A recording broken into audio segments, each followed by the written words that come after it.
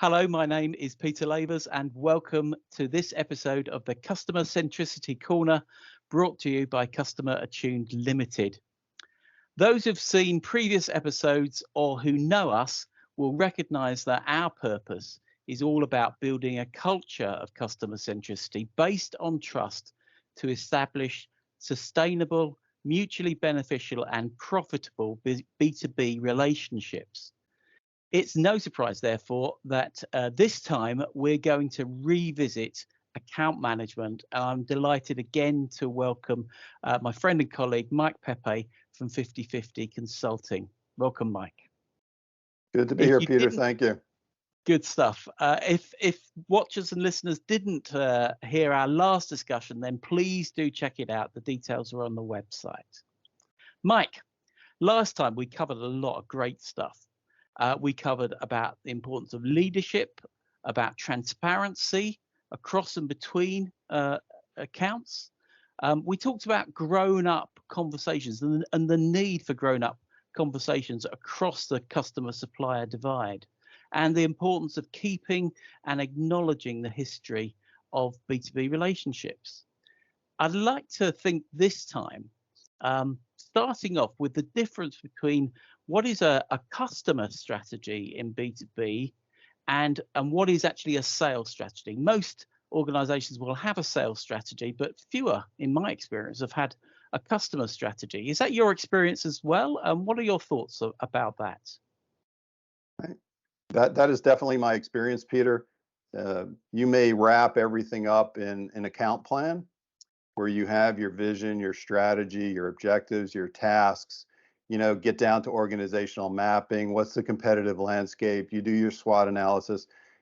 Some account plans I've seen are 4 pages. Others are 45 pages. It gets down to a granular level.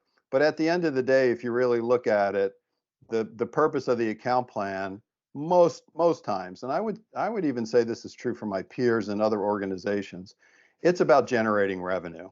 Okay. Everything else, and profitability, but everything else is secondary. We may try to make it sound like it's primary. Yes, I want my customer to have a good experience. I want them to understand things, but with all due respect to most companies, and I'd love to hear in the in the comment section if this is not the case in your company, that would be great.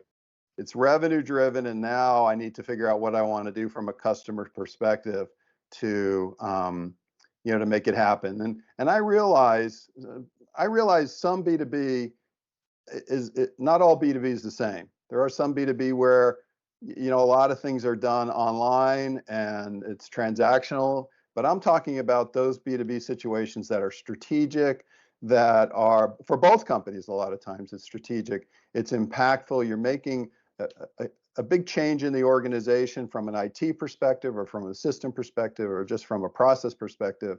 And there's a lot, you have to have trust in those situations, right? I don't need a lot of trust when I go online to buy something. That's a B2B transaction, but that's not what I'm talking about here. I'm talking about, very high touch relationships at the senior level.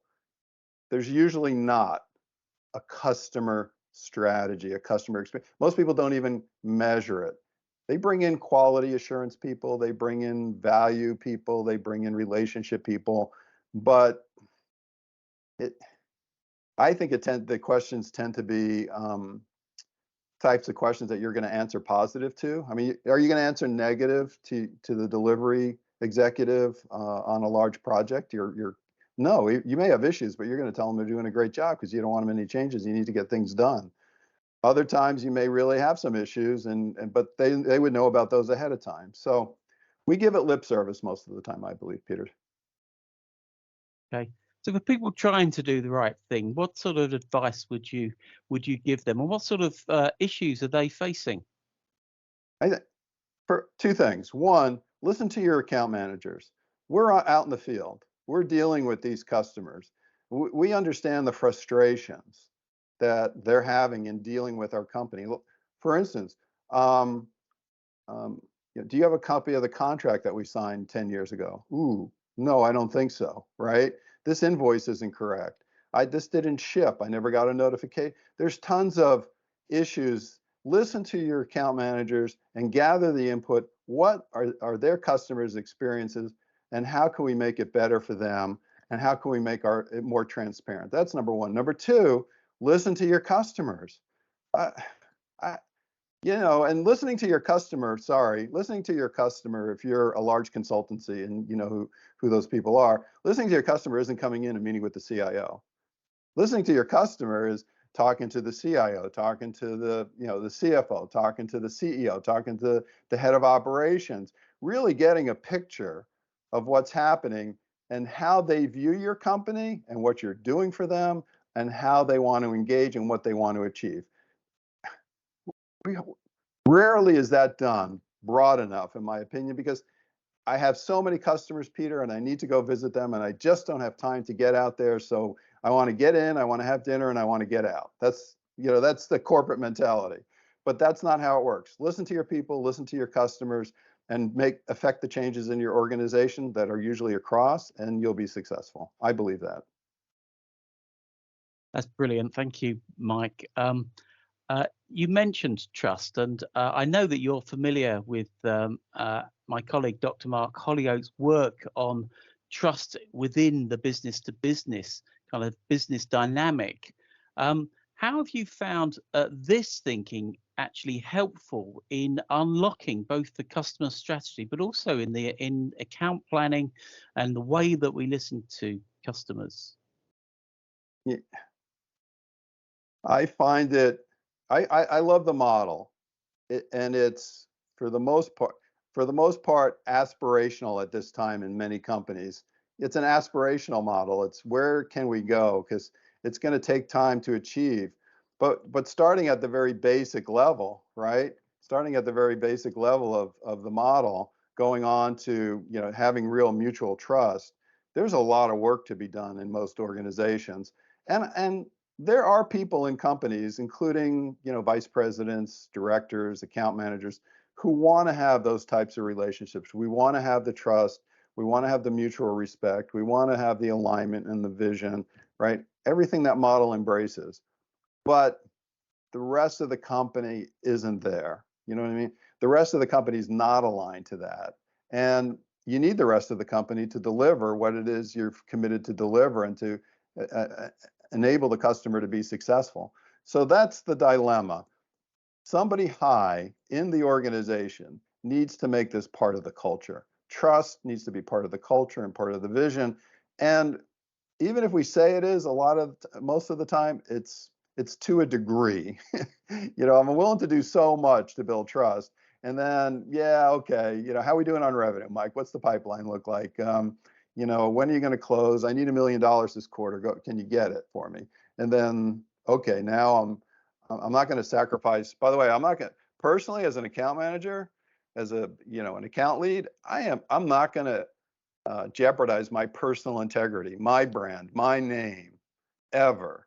So I would never do that. But sometimes you're asked to do things that are not trustworthy, but you just can't do it.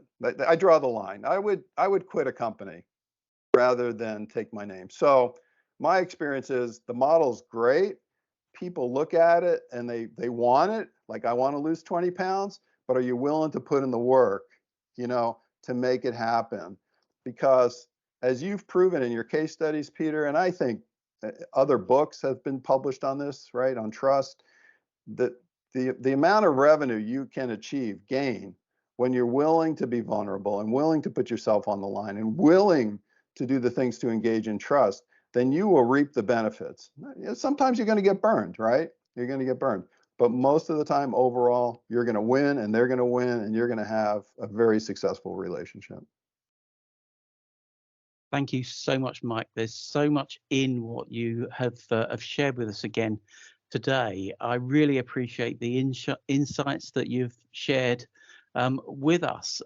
For me, a key takeout from what I've heard was back where we started about having a sales strategy does not mean you've got a customer strategy, and then the way that you explained how those elements of the trust model, those elements can actually start building a strategy that is more about the long term. It's more about a sustainable long-term business than it is just about meeting this quarter's revenue targets. And many businesses struggle with that dynamic. And I hope that our watchmen will see that when you start unpacking B2B trust, actually it starts giving you some building blocks to shift that dynamic of a business from what can be quite a toxic sales culture in a business to actually something that really makes people want to get out of bed and do. I think we're in complete agreement that people do not go to work wanting to destroy trust. No, they don't go to work wanting to damage the relationship for the sake of a short-term aim, and yet so many things are actually working against them. So that concludes our discussion today. Please go to our website, which is customerattuned.com, to get the links to the rest of this series and indeed the link to my previous conversation with Mike. I hope what you've heard today helps you be more customer-centric in your business's account management. Thanks for listening, and thanks again, Mike, for sharing your insight and advice from your wealth of experience. We really appreciate it. You're very welcome, Peter. Thanks, and have a great day.